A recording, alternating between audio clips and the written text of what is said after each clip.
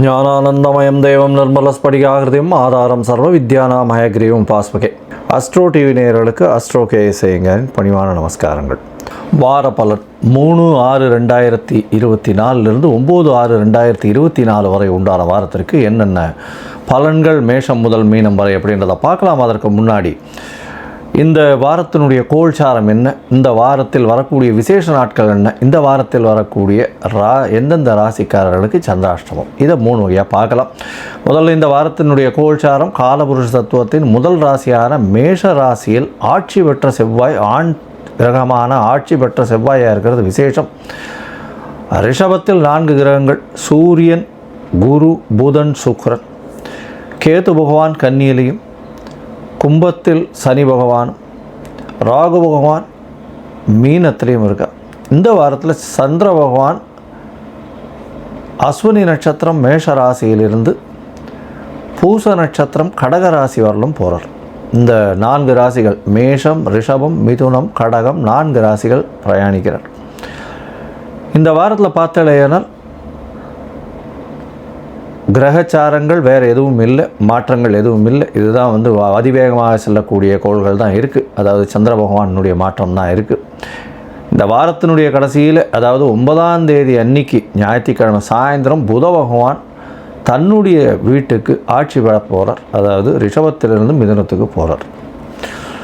இந்த வாரத்தில் வரக்கூடிய விசேஷ நாட்கள் அப்படின்னு பார்த்தோமேனால் 3ஆம் தேதி திங்கட்கிழமை 3/6/2024 வாஸ்து புருஷன் கண் விழிக்கும் நாள் அப்படின்னு போட்டிருக்கும். வாஸ்து புருஷன் கண் விழிக்கிறது அப்படின்னா அந்த காலகட்டத்தில் கிரகப்பிரவேசம் பண்ணுறது, மனை கோல் ஊன்றது, அதை தவிர அஸ்திவாரம் தோன்றது, இதெல்லாம் அந்த காலகட்டத்தில் பண்ணும் பொழுது அந்த ப்ராஜெக்டு எல்லாமே சக்ஸஸ்ஃபுல்லாக முடியும் அப்படின்றது ஜோதிட சாஸ்திரத்தில் சொல்லியிருக்கு.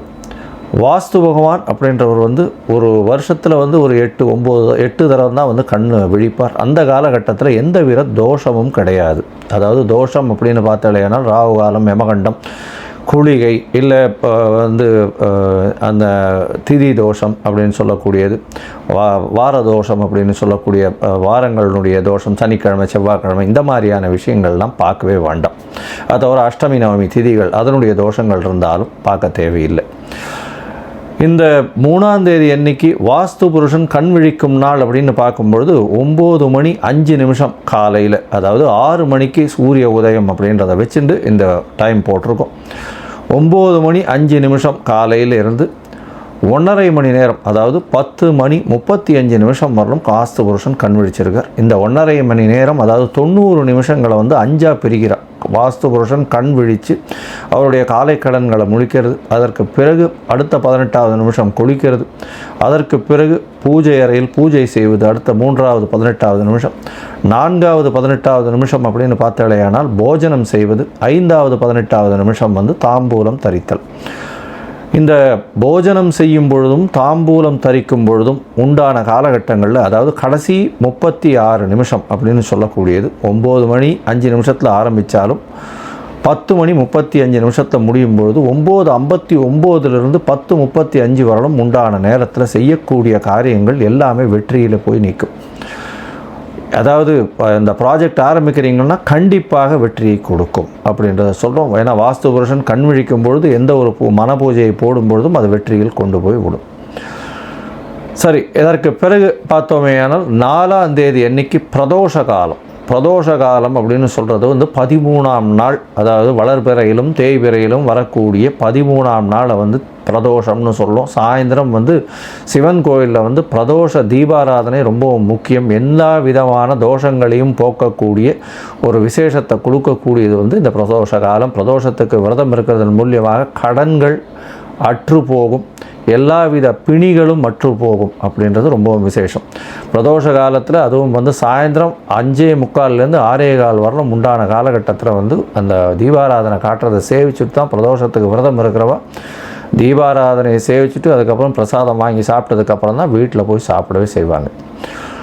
அன்னைக்கு மொத்தம் பட்னியாக இருக்கிறது, அதாவது உபவாசம் இருக்கிறது பெரிய விசேஷம். பிரதோஷத்தின் மூலியமாக நினைத்த காரியங்கள் கண்டிப்பாக நிறைவேறும். இப்போ வர்றது அடுத்து அமாவாசை வர்றதுனால தேய்பிறை பிரதோஷமாக இருக்குது. அதனால் எந்த ஒரு விஷயத்தையும் தன்னை விட்டு அகல வேண்டும்ன்றதை வேண்டிக்கிறது ரொம்பவும் விசேஷம். அதாவது தன்கிட்ட இருக்கக்கூடிய கடன் அகல வேண்டும், பிணி அகல வேண்டும், தனக்கு பிரச்சனைகள் இல்லாமல் இருக்க வேண்டும், இந்த மாதிரி வேண்டிட்டு இருக்கிறது பெரிய விசேஷத்தை கொடுக்கும்.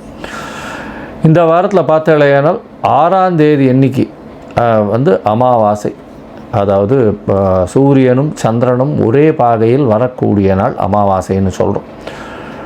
இது ஒரு பெரிய விசேஷத்தை கொடுக்கக்கூடிய காலகட்டம். அதாவது மூதாதையர்களுக்கு செய்ய வேண்டிய கடமைகளை செய்யணும், தாய் தகப்பனார் பித்திருக்களுக்கு செய்ய வேண்டிய கடமைகளை செய்யணும் அப்படின்றத நினைவுறுத்துறதும், சூன்ய திதின்றதுனால எல்லா விதமான விஷயங்களையும் விட்டுட்டு மூதாதையர்களுக்கு செய்ய வேண்டிய கடமைகளை மட்டும் செய்யணும் அப்படின்றது இந்த ஒரு நாளில் குறிக்கப்பட்டிருக்கு.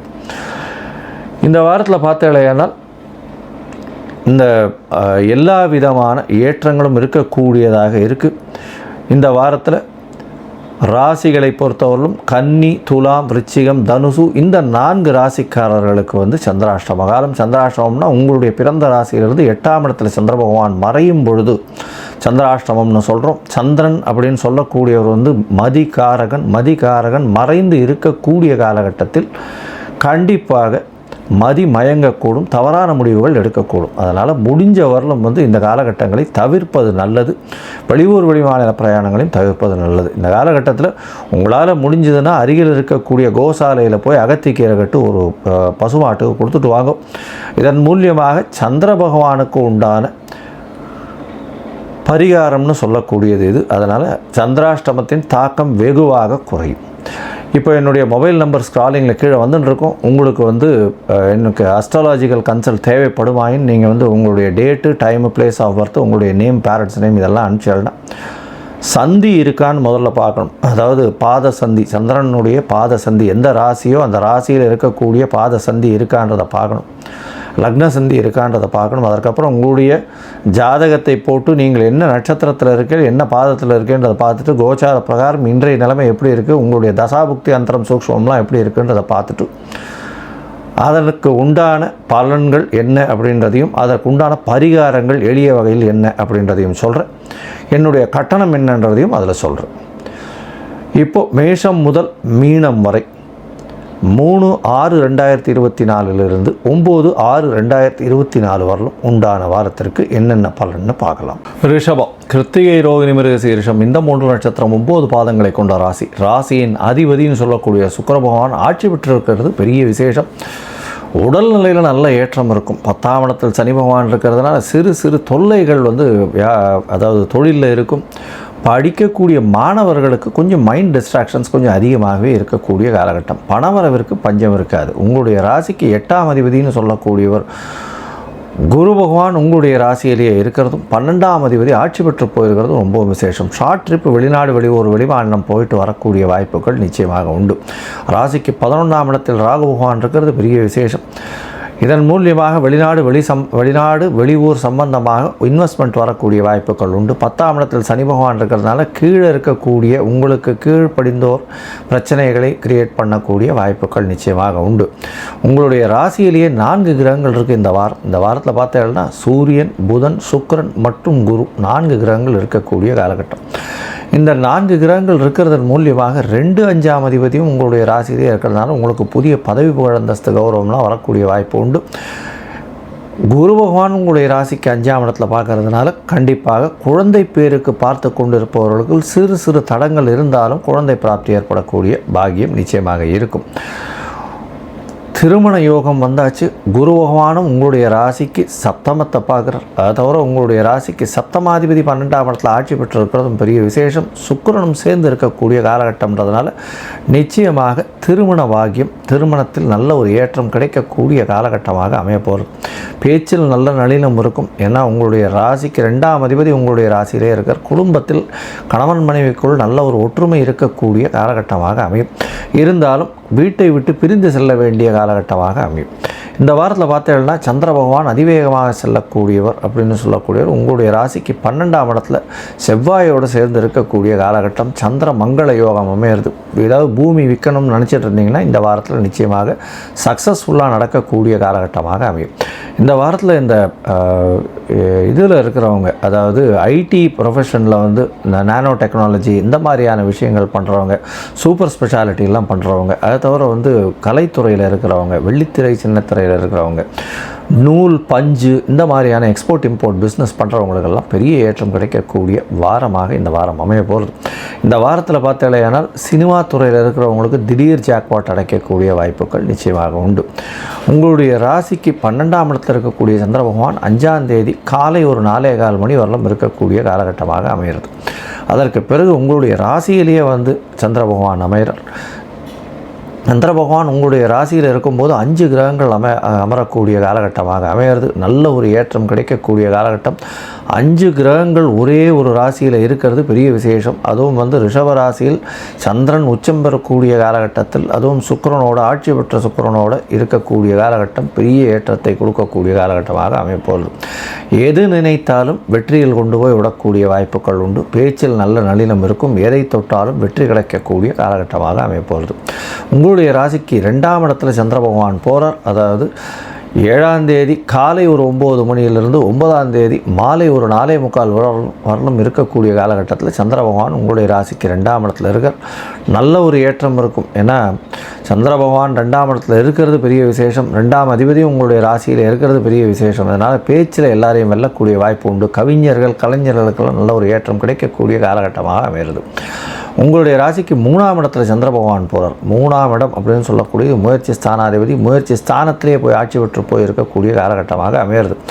இதன் மூலியமாக பார்த்தோம்னா உங்களுக்கு உண்டான புது முயற்சிகள் எல்லாமே வெற்றி வாகை சூடக்கூடிய வாய்ப்புகள் நிச்சயமாக உண்டு.